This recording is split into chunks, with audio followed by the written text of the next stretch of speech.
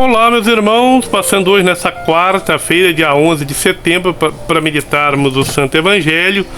Evangelho meditado, Evangelho de Nosso Senhor Jesus Cristo, segundo São Lucas, lá no seu capítulo 6, versículo do 20 ao 26. Jesus levantou o olhar para os seus discípulos e disse-lhes: Felizes vós, os pobres, porque vosso é o reino de Deus. Felizes vós, que agora passais fome, porque sereis saciados. Felizes vós, que agora estáis chorando, porque haveis de rir.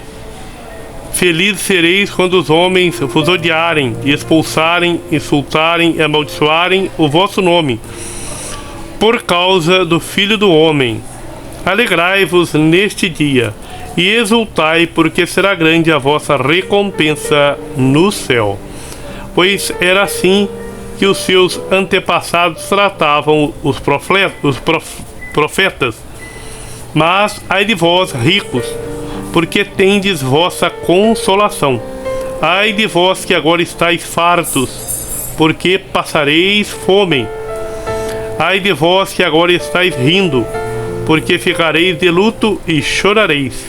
Ai de vós, quando todos falarem bem de vós, pois era assim que seus antepassados tratavam os falsos profetas. Meus irmãos, o Evangelho de hoje é de fato maravilhoso. Nesses versículos 20 e 26 do Evangelho de hoje, eles proclamam o cerne de toda a atividade de nosso Senhor Jesus Cristo, que seria produzir o reino de Deus, uma sociedade justa e fraterna, aberta para a novidade de Deus. Ora, para isso, é preciso libertar os pobres, os famintos, os aflitos, os que são perseguidos por causa da justiça. Isso, porém, só se alcança denunciando aqueles que geram a pobreza e a opressão e depondo-os dos seus privilégios. Não é possível abençoar o pobre sem libertá-lo da pobreza. Igualmente, não é possível libertar o pobre da pobreza sem denunciar o rico para libertá-lo da riqueza. Nós temos a pobreza material, a pobreza intelectual e a pobreza espiritual. Muitas vezes somos pobres materiais, mas ricos intelectual e espiritualmente. Mas o oposto também é verdadeiro. Muitas vezes temos muito dinheiro, porém nós somos pobres espiritualmente falando e intelectualmente também. Então é preciso essa libertação para que não sejamos idólatras, mas amantes de Deus. Ora, São Lucas apresenta as bem-aventuranças e o seu contrário. Diz que uns são felizes e outros, eles os ameaça como ai de vós. Ricos e pobres, queremos todos ser felizes a alcançar a Jerusalém celestial um dia. São felizes os pobres, os famintos, os aflitos e os discípulos perseguidos.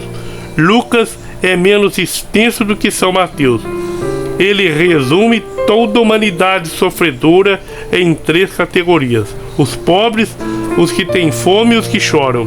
Do outro lado, ele coloca os ricos fartos e os que riem. Em contraposição aos discípulos perseguidos, Jesus faz uma afirmação para a gente pensar e para se consolar. Ai de vós quando todos falarem bem de vocês. Assim os antigos tratavam os falsos profetas. Ora, se não quisermos ser falsos profetas, deixemos que falem mal de nós sem que nos incomodarmos muito. É o consolo e a advertência. Os mesmos acontecimentos apresentados nos evangelhos de forma diferenciada não significa que esteja um certo e o outro errado. Nem que um nega o que o outro afirma. Os textos se compõem e se completam perfeitamente. Pensemos no Evangelho de hoje e mudemos de vida.